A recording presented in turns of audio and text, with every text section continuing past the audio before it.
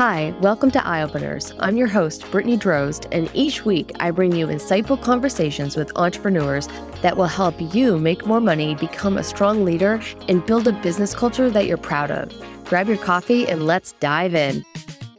Hi, I'm Brittany Drozd, and I help entrepreneurs make more money, become strong leaders, and develop awesome business culture that you would really be proud of. But I want to talk with you about one thing that makes all of this possible, and that is discernment. You might be puzzled by even my use of that word. If you were watching my videos a few weeks ago, you would have seen that I asked about who runs your business. Is it you or someone else? Are you putting off all the hard decisions to someone else for someone else to make? Well, that might be some use of discernment, which is ultimately making good judgments. And what you might have realized is that maybe you need some other people to help you make those judgments, those decisions. But really, this is where the art and the science of leadership collide. There's really a growing body of research around management, leadership, and how to be an awesome business owner. At the heart of it, there are these decisions, there are these moments that no textbook, no whatever latest and greatest business book can tell you how to make that decision, how to move forward in that moment. And that is when that art kind of comes out. And this is when I want to talk about your use of discernment. So this comes out in so many of our teams and our groups, because we, as leaders, we need to discern, we need to determine, when am I making decisions as the leader and moving this organization forward? And when do I need to get input and empower other people to help? So this is one of those areas where I want you to think about how you are discerning when you need one or the other. When am I asking for input from my team to gather more information or to make a democratic decision? And when am I making the decision as a leader?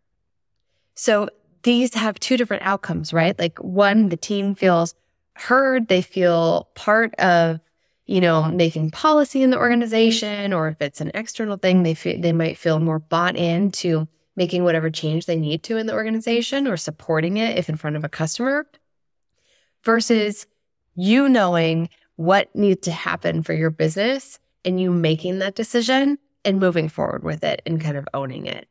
And there's going to be different repercussions for each of those decisions, but one is not right or wrong.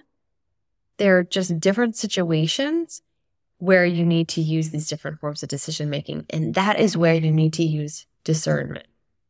Another area that I see business owners face challenges is with using their gut or their head to make a decision. And I'm sure you have all been there. Like, logically, you look at something and you're like, well, this is really the right move, or like, the numbers on the spreadsheet show me this is what I need to do, but my gut is telling me something different. And how do you reconcile those two things? I mean, one is not necessarily right or wrong, but how can we use both pieces of information to help you move forward? Now, there are times when you can't explain it, but you just know you need to move with this gut decision. And that is intuition. It might be years of experience telling you, but it maybe differs from what the numbers on the paper tell you to do.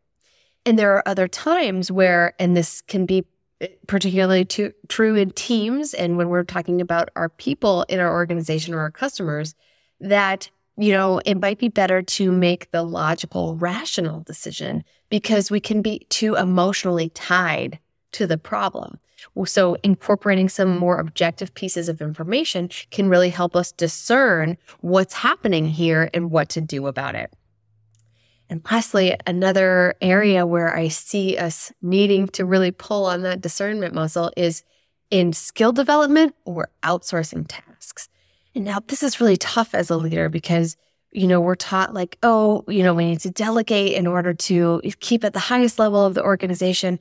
But often, if we identify a skill gap in either ourselves or others, do we develop into that skill gap, to develop that weakness, like bring them on up? Or is that something we should outsource to an expert, to a consultant?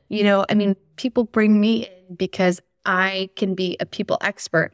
I can help them, determine what's happening with behavior and what to do about it. So in that situation, it's more efficient to bring me in to help solve those problems than for you to develop that skill gap. But that's just one small example. There are plenty of reasons to maybe develop the skill gap on Canva if you're a small business owner and you can't afford to hire a marketing person full time. Or it's easier for your flow, for your social media to be able to create something on hand quickly in-house versus waiting in outsourcing. So timeliness, efficiency, in an area where expertise isn't necessarily something you need in that moment. These are just a few examples of where we need to flex that discernment muscle.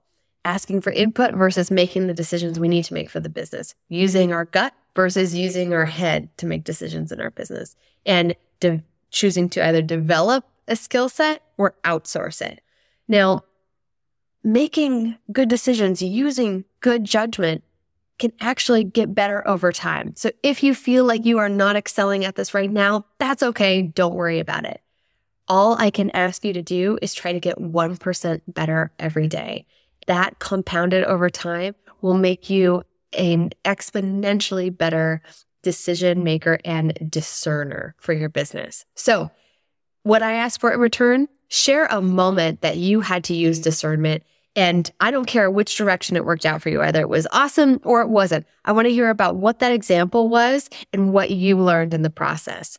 Thanks so much for watching today, and see you soon. Thanks for joining us this week on Eye Openers. Make sure to visit BrittanyDrozd.com/podcast for this week's show notes. And if you found value in today's episode, I would so appreciate you giving us a rating on Apple Podcasts or share it with a friend.